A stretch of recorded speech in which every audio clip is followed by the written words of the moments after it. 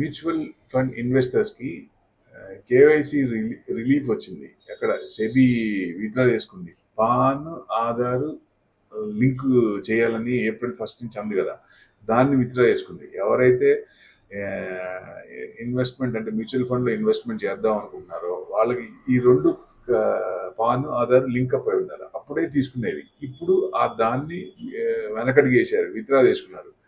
So అది ఒక మంచి పద్ధతే. ఎందుకంటే చాలా మంది కూడా ఈ డైరెక్ట్గా చేసేవాళ్ళకి చాలా మంది ఇబ్బంది. సపోజ్ ఆ రెండు లింక్ ఉండదు, చాలా మంది డ్రాప్ అయిపోతారు. సరే చూద్దాం తర్వాత చూద్దాం అని. సో అంటే సర్క్యులర్ May 14th వచ్చింది. సో April 1 ఏమో ఇంప్లిమెంట్ చేశారు. మళ్ళీ 1 monthలోనే దాదాపు 1 month పైనే తీసేశారు దాన్ని. సో మంచిది, ఎందుకంటే ఫ్లో ఆఫ్ ఫండ్స్ బయట నుంచి పెరుగుతాయి. ఇప్పుడు ఎన్ఆర్ఐ ఉంది, వాళ్ళకి ఆధార్ అవసరం లేదు. సో అలాంటప్పుడు ప్రాబ్లం కదా, వీళ్ళు రెండు కలిపి పాన్ ఆధార్ లింక్ చేసి చేయాలి. సో వాళ్ళు ఇక్కడికి వచ్చినప్పుడే చేయాలి. ఇప్పుడు వాళ్ళ ఆధార్ లేకుండా అక్కడి నుంచి చేయొచ్చు.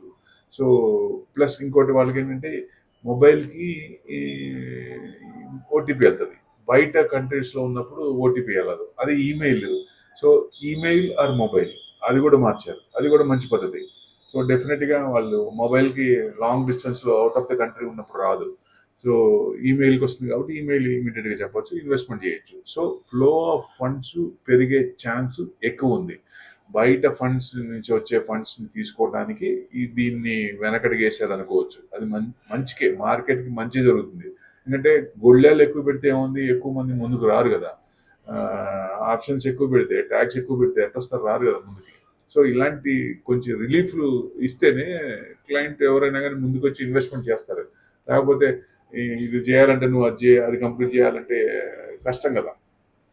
ఇట్లాంటివి కొన్ని క్లయింట్ ఓరియంటెడ్ కొన్ని ఇబ్బందులు పెట్టకుండా ఉంటే ఫ్లో ఆఫ్ ఫండ్ బాగా పెరిగే ఛాన్స్ ఉంటుంది. మ్యూచువల్ ఫండ్స్లో ఇప్పుడు 20,000 కోట్లు మంత్ వస్తుంది ఎస్ఐపి ద్వారా. అదే లంసంలో ఎంత వస్తుంది, అది అది దానికి ఇంకా ప్లస్సే కదా. సో డెఫినెట్గా ఫ్యూచర్లో ఈ 20,000ది 40,000ది ప్లస్ లంసమ్ కూడా పెరుగుతాయి. సో ఈ ఇన్వెస్ట్మెంట్స్ అనేది పెరగాలంటే ఇట్లాంటివి కొన్ని రిలీఫ్ ఇది ఇవ్వాలి. అంతేగాని రూల్స్ అండ్ రెగ్యులేషన్స్ లాగా కొంచెం టైటన్ చేస్తే ఫండ్స్ ఫ్లో తగ్గుతుంది కాబట్టి అందుకని టైట్ చేసిన అనుకోవచ్చు. Thank you very much.